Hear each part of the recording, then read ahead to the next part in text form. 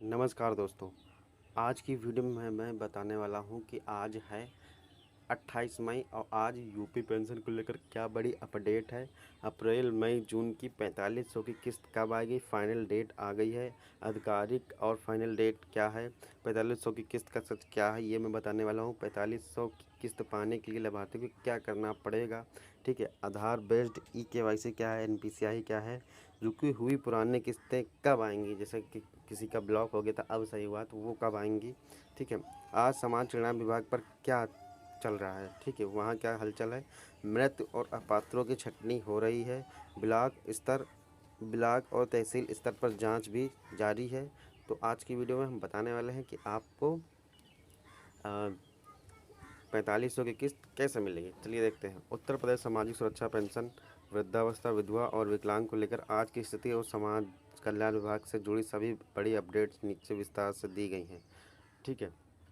ये देख सकते हैं। 1 अप्रैल मई जून की 4500 की किस्त कब आएगी, फाइनल डेट क्या है। आधिकारिक और फाइनल डेट समाज कल्याण विभाग के नियमों के अनुसार नए वित्तीय वर्ष की पहली तिमाही अप्रैल मई जून का पैसा हमेशा 15 जून से 30 जून के बीच ट्रांसफ़र होना शुरू हो जाता है। यानी 15 से 30 जून के बीच ट्रांसफ़र होना शुरू हो जाता है, ठीक है। 15 से 30 जून यानी, ठीक है।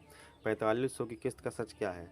सरकार द्वारा पेंशन राशि को बढ़ाकर 1500 प्रतिमाह करने का जो बजट प्रस्ताव है उसके पूरी तरह लागू होते ही लाभार्थियों को 3 महीने के एक ही साथ 4500 मिलने की उम्मीद है।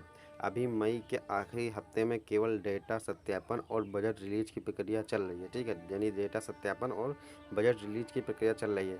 खातों में पैसा जून के मध्य से ही आएगा। खातों में पैसा जून ये अब आने वाला है, जून से ही आएगा, ठीक है। 4500 की किस्त पाने के लिए लाभार्थियों को क्या करना होगा। अगर कोई लाभार्थी चाहता है कि उसकी आने वाली किस्त ना रुके तो उसे तुरंत ये 2 काम पूरे करने होंगे। आधार बेस्ड ई-केवाईसी। जिन बुजुर्ग या महिलाओं की ई-केवाईसी अभी भी अधूरी है उनकी लिस्ट अलग की जा रही है, ठीक है। उनकी लिस्ट अलग की जा रही है। अगर आपकी ई-केवाईसी नहीं है तो आपकी लिस्ट अलग की जा रही है, ठीक है। एसएसपीवाई पोर्टल पर जाकर तुरंत आधार प्रमाणीकरण कराना ज़रूरी है, ठीक है। आपको ये ज़रूरी है, आपको ई-केवाईसी कराना ज़रूरी है, वरना आपकी अगली किस्त 4500 नहीं आएगी। और दूसरा क्या करना है, एनपीसीआई और डीबीटी मैपिंग। बैंक खाता का आधार से लिंक होना ही काफ़ी नहीं है, उस खाते में डीबीटी यानी डायरेक्ट बेनिफिट ट्रांसफ़र एक्टिव होना चाहिए। बैंक जाकर फॉर्म भरकर इसे तुरंत चालू करवाएं, क्योंकि अब सारा पैसा आधार लिंक खाते में ही भेजा जा रहा है, ठीक है। तो ये 2 बातें समझिए। आपको एक तो ई-केवाईसी आपको पोर्टल पर चेक कर लेनी है कि नहीं है। अगर नहीं करना आता तो मुझे कमेंट करिएगा, मैं आपको एक लाइव डेमो करके वीडियो बना कर दिखा दूँगा, ठीक है। और दूसरा एनपीसीआई भी आपका लिंक होना चाहिए, यानी एनपीसीआई यानी डीबीटी लिंक होना चाहिए, ठीक है। रुकी हुई पुरानी किस्त कब आएंगी। जिन लोगों की पिछली तिमाही जनवरी, फरवरी, मार्च या उससे पहले की किस्त किसी तकनीकी खराबी जैसे मिसमैच या गलत अकाउंट नंबर की वजह से रुकी हुई थी, उनके लिए राहत की खबर है अब, ठीक है, ठीक है।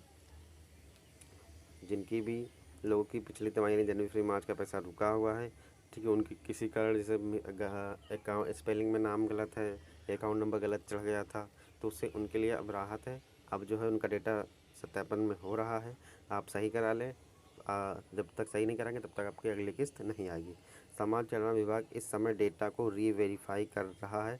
जैसे ही जून में नई किस्त का बजट जारी होगा, रुकी हुई किस्तों का बकाया एरियर के रूप में नई किस्त के साथ ही खाते में पैसा भेज दिया जाएगा, ठीक है। यानी कि अब हो सकता है जिनकी भी पुरानी बाकी हुई किस्त थी वो सभी की आ गई हैं, लेकिन अब जो है अगर डाटा अब सही होगा तो वो आपके अगली तिमाही के साथ सही हो जाएगी, ठीक है। चूँकि अभी एक डीपीओ ब्लॉक था, मैं गया था तहसील अपने, तो वहाँ मैंने दिया है कागज़, तो बोल रहा था कि जून में आ जाएगी। डीपीओ ब्लॉक था, नई पेंशन थी, ठीक है। तो आज समाज कल्याण विभाग पर क्या चल रहा है, देखिए। इस समय उत्तर प्रदेश के सभी जिलों के विकास भवन और समाज कल्याण विभाग के कार्यालय में भौतिक सत्यापन और डेटा क्लीनिंग यानी फिजिकल वेरिफिकेशन के काम युद्ध स्तर पर चल रहा है, ठीक है। मृत अपात्रों की छटनी। ग्राम विकास अधिकारियों और लेखपालों की रिपोर्ट के आधार पर विभाग उन लोगों के नाम पोर्टल से डिलीट कर रहा है जिनकी मृत्यु हो चुकी है या जो अब अपात्र, जैसे इनकी सालाना आय तय सीमा से अधिक हो चुकी है। यानी कि एक तो जो मृत हो गए उनको हटाया था, दूसरा जिनकी आय शहरी के लिए होती है 56,000 और ग्रामीण के लिए होती है 54,000। ठीक है, ये याद रखिएगा। अगर आप इस स्थिति में आय ज़्यादा है तो उसे कम करा के रीवेरिफिकेशन करा दें, वरना आपकी भी जो पेंशन है वो कट जाएगी।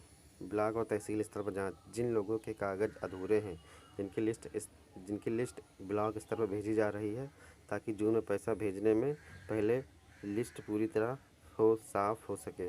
ठीक है, तो आप आज की वीडियो में मैंने इतना ही बताया कि आपका जो है कि किस्त कब आएगी। जून में आएगी। जो जून के अगले हफ्ते से पहले हफ्ते से तो नहीं संभावना, लेकिन अगले हफ्ते संभावना है। और जिनकी रुकी हुई किस्त है, जिनका आप डाटा सही हो रहा है, उनका जो है किस्त उसी के साथ आ जाएगी और आपकी किस्त 4500 आएगी, 100% आएगी। ठीक है, इसके लिए आपको 2 काम करने हैं। एक, आधार आप पोर्टल पर जाके KYC चेक कर लीजिए, और आपका NPCI डाटा लिंक होना चाहिए। ठीक है, ठीक है। तो अभी भी अगर आपको कुछ पूछना हो तो आप मुझे कमेंट करिएगा, मैं आपको अवश्य सहायता करूँगा। और चलते हैं, हम मिलते हैं आपसे अगले वीडियो में।